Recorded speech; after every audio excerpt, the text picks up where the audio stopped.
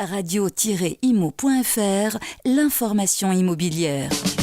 En direct sur Radio Imo, le 24e salon de la copropriété, les 8 et 9 novembre à Paris, porte de Versailles, en partenariat avec GERCOP, Gallian et Drieux-Combalusier. radio-imo.fr.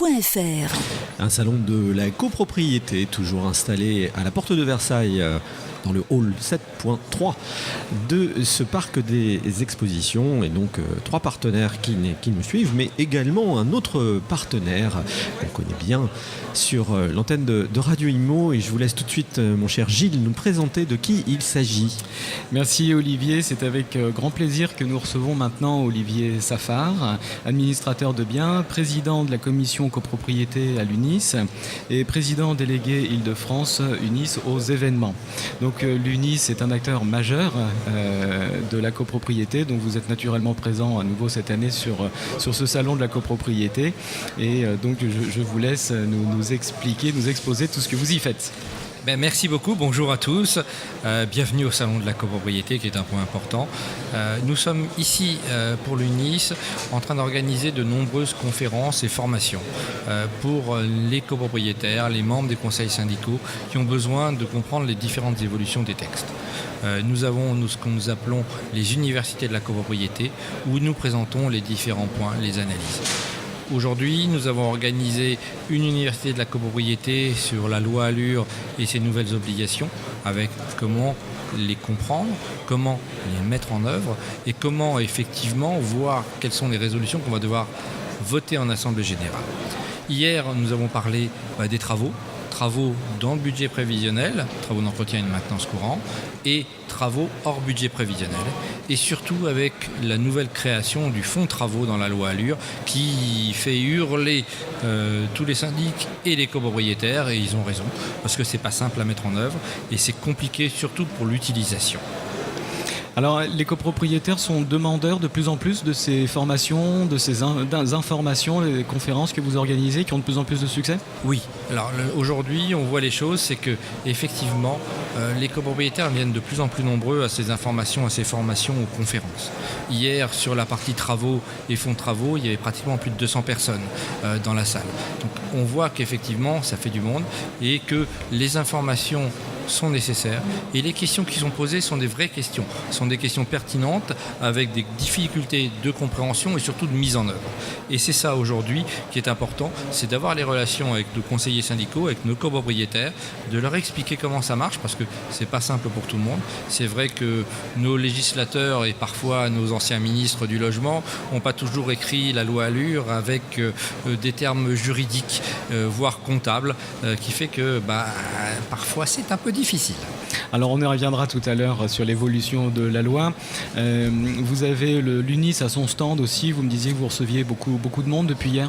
Oui, on a reçu beaucoup de copropriétaires qui viennent nous consulter, qui viennent se renseigner sur ce que donne comme formation l'UNIS, parce qu'on est effectivement organisé pour former les collaborateurs des syndics et agents immobiliers et gestionnaires, où nous avons une plateforme qui s'appelle UN+, 1+, qui permet effectivement à tous nos confrères d'être formés, d'être en conformité avec les obligations de formation qui sont nécessaires pour nos métiers.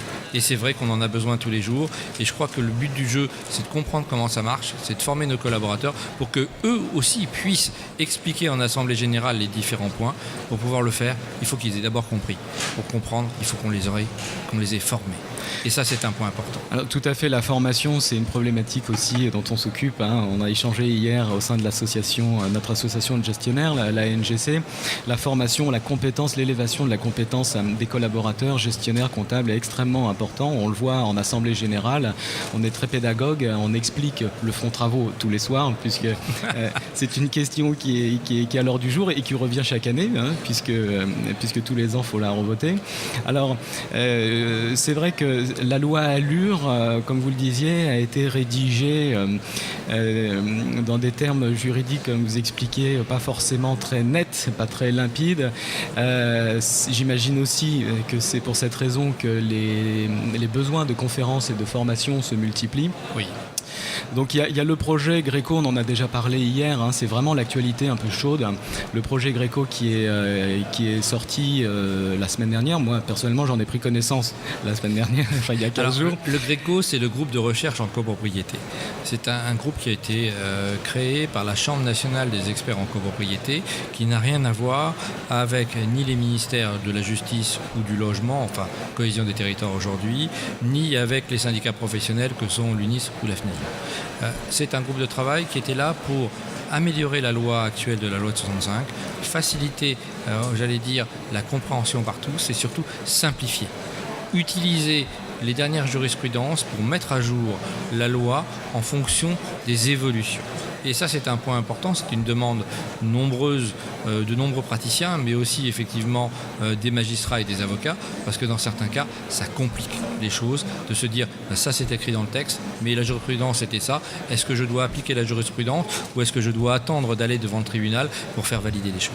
Et je pense qu'on a avancé dans ce sens-là. Et notamment la consécration du droit de jouissance privatif sur partie commune, qui était une création de l'usage, même antérieure, je crois, à la loi de 65, et qui aujourd'hui serait, avec ce projet, consacré, légalisé et donc défini. Oui, le but du jeu, c'est de se dire, dans la jurisprudence, ça a été validé, il y a des jurisprudences qui l'ont confirmé. Ce que l'on veut, c'est que ce soit clair pour tout le monde. C'est-à-dire que quand on a un droit de jouissance, qu'il soit clairement écrit et qu'on sache comment le traiter. Même chose quand on a des parties communes spéciales, que l'on ait des grilles de charges spéciales pour ces parties communes spéciales et pas inversement des choses où on n'a rien. Et je pense que le but du jeu, c'est de mettre en œuvre tout ce qu'on a aujourd'hui dans les usages et dans la jurisprudence, dans le texte, pour que ce soit le plus simple possible d'application. Alors le plus simple, c'est vrai que c'est peut-être un peu présomptueux, mais le but du jeu, c'est de simplifier quand même. Alors, effectivement, il y a d'autres consécrations de la jurisprudence, comme la pratique des divisions volumétriques. Hein, ça, le Gréco en parle également.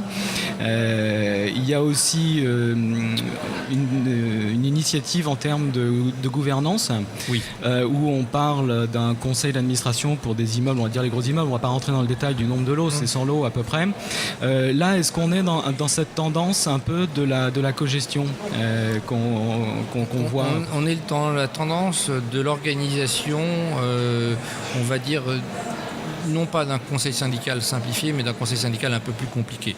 C'est-à-dire, quand je dis compliqué, c'est-à-dire avec des tâches, avec une vraie organisation, avec une professionnalisation des choses. Et aujourd'hui, on le voit, quand on a dans nos conférences de nombreux conseillers syndicaux qui sont présents, eux ont bien compris qu'il y avait du temps à passer en formation pour comprendre les choses et pour le mettre en œuvre. Et c'est ce que l'on comprend aujourd'hui, c'est que dans les copropriétés d'une certaine taille, plus de 100 lots, 150 ou 200, on verra, mais qu'effectivement on arrive avec un vrai conseil d'administration, avec un vrai travail qui est fait, avec des répartitions de tâches entre les différents membres du conseil d'administration pour avancer. Je crois que le but du jeu, c'est aussi de permettre l'entretien de l'immeuble. Aujourd'hui, on a une difficulté qui est l'obsolescence des bâtiments. Et quand on propose des travaux en assemblée générale, la plupart du temps, ce sont des travaux d'entretien. Mais travaux d'entretien, c'est des discussions en assemblée générale, des difficultés sur les votes. Le but du jeu, c'est que sur les grandes copropriétés, je suis désolé, mais les travaux d'entretien, il faut les faire au fur et à mesure. Et il faut que ce soit le conseil d'administration qui l'organise et qui le programme. Et ça permettra effectivement de répartir ces travaux d'entretien, peut-être sur un plus long terme, mais de façon plus régulière, pour que les sommes appelées aux copropriétaires soient plus régulières aussi. Alors, est-ce que ça veut dire, on ne le voit pas vraiment marqué dans le projet du Gréco, que le conseil d'administration serait habilité à décider d'un ravalement, par exemple, à 100 000 euros, oui. Sans que l'Assemblée générale, sans délégation de l'Assemblée générale qui aurait préalablement voté un budget, comme ça se fait aujourd'hui? Ça risque pas de poser des difficultés, notamment en termes des copropriétaires un peu financièrement justes, que des travaux se décident sans eux, finalement, hors l'Assemblée générale? Alors, les travaux ne se décident pas sans eux. Ils sont clairs que ce n'est pas décidé peut-être par l'Assemblée générale, mais quand l'information est faite par le conseil d'administration et par le syndic, les copropriétaires sont au courant. Des travaux de ravalement, ça n'apparaît pas du jour au lendemain. On sait qu'effectivement, notre bâtiment a été construit dans les années 50, 60, 70, que bien évidemment, jamais le ravalement n'a été fait, qu'il faut le programmer. Et je pense que c'est le fait d'avoir un conseil d'administration qui va organiser les choses, qui va essayer de programmer, qui va nous permettre effectivement de dire il va voter les travaux de ravalement. Oui, c'est le conseil d'administration qui va le décider.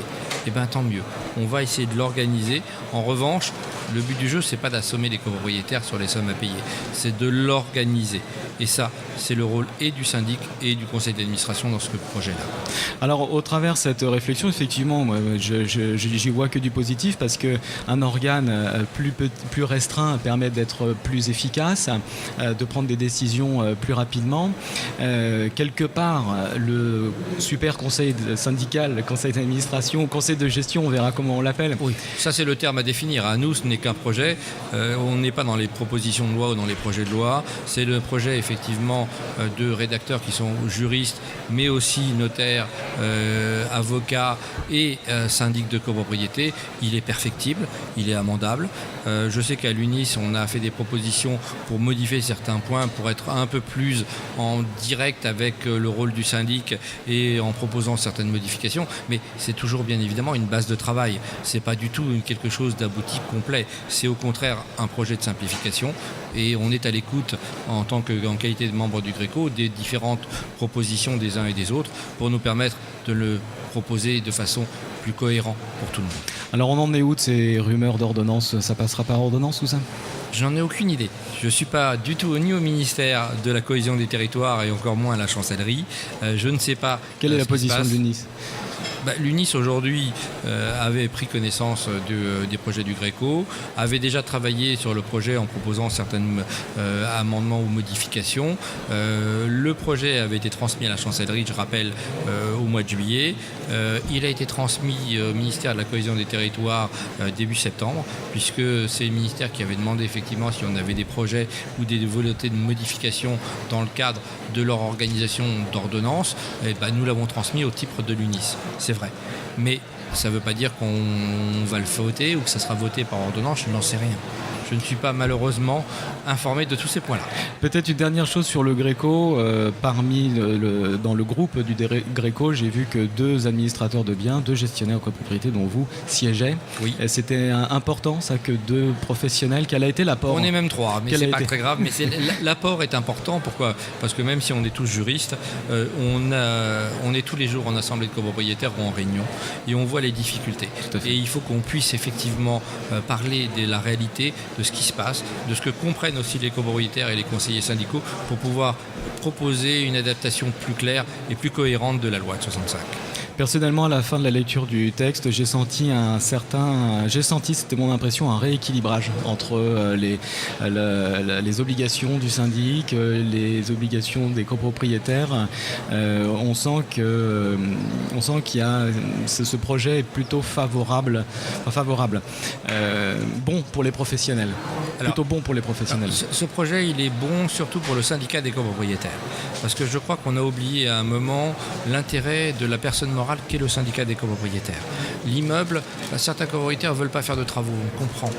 Peut-être qu'ils ont des difficultés à payer, mais dans certains cas, ils ne veulent pas du tout payer quoi que ce soit. Et je crois que c'est contraire à l'intérêt, à la valorisation et à la conservation de leur immeuble. Et je crois que là, on a remis au centre de la loi sur la copropriété, telle qu'elle était prévue au départ, l'immeuble en copropriété et la personne morale qu'est le syndicat des copropriétaires.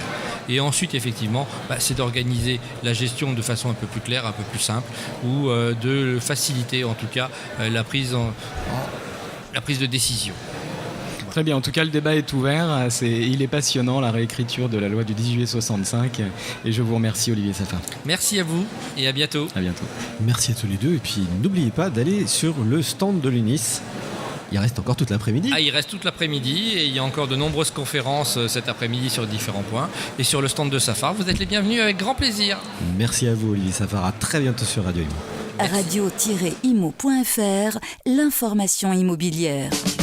En direct sur Radio Imo, le 24e salon de la copropriété, les 8 et 9 novembre à Paris, porte de Versailles, en partenariat avec GERCOP, Gallian et Drieux-Combalusier. Radio-imo.fr